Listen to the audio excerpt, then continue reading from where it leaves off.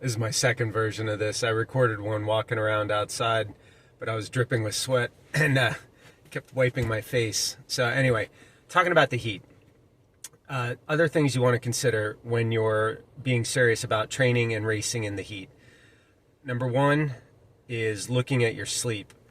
If you're an athlete who's already kind of flirting with disaster and sleeping in the 5 to 6 hour range a night, and you're serious about getting better in hot conditions, you really should look at bumping that up. If you can get to 6 to 7, that's great. If you can get to 7 to 8 hours a night, that's even greater. It's a tough thing for those of you that are in that boat because you've gotten so used to operating on less sleep than you should be getting. But you really need to consider the heat increases the stress on your body, and that will increase your demands for sleep. So take a look at that. If you're an athlete that's already in the 7 to 8 hour range per night, that's great.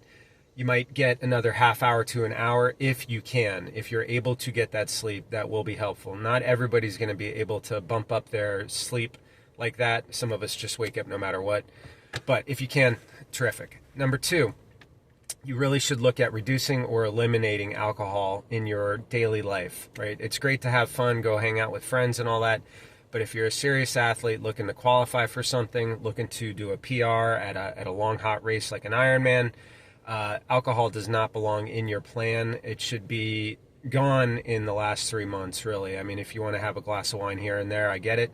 But if you're serious, that is something, because A, alcohol is a dehydrating chemical, and B, it actually interferes with your ability to manage heat within your body. So, not good if you're training for Ironman, right?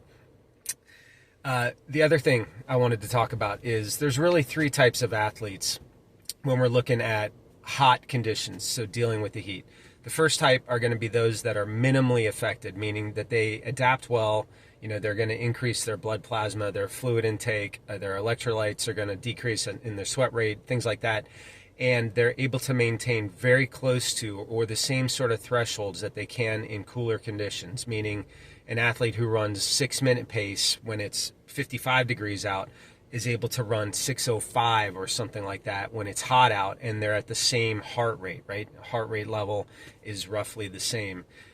So that's a big deal when you get to these, top end races. Those are the athletes that are winning Kona. They're winning their age groups at Kona. They're winning, hot races around the world. The next type are athletes that are minimally to moderately affected. So if we're talking about the same sort of discussion, this athlete, instead of running 6 minute pace, they're going to be running 6:20 to 6:30. If they're on the lower end of that, maybe up to the 6:40 range, 6:45. So significantly slower than they could in a cooler race, but not horrible, right? The next and last type of athlete is, you guessed it, the one that's severely affected, moderately to severely, where instead of running 6 minute pace in the cool conditions, now this athlete is having to bump it up to 7:30 to 8 minute pace, which now we're talking about paces, right? These are examples. 8 minute pace in an Ironman is fantastic, especially if you're an older athlete. This is just an example, but you're severely affected, and this could go all the way up to 10 minute pace to where they have to take walk breaks and things like that. So if you're the type of athlete that really suffers in the heat, and you want to do a hot race, you just need to plan for it. You need to plan to increase your fluid intake. You need to slow down your paces so that you can absorb that fluid, because part of the problem for a lot of these athletes is that their stomach just can't process that much fluid and electrolyte.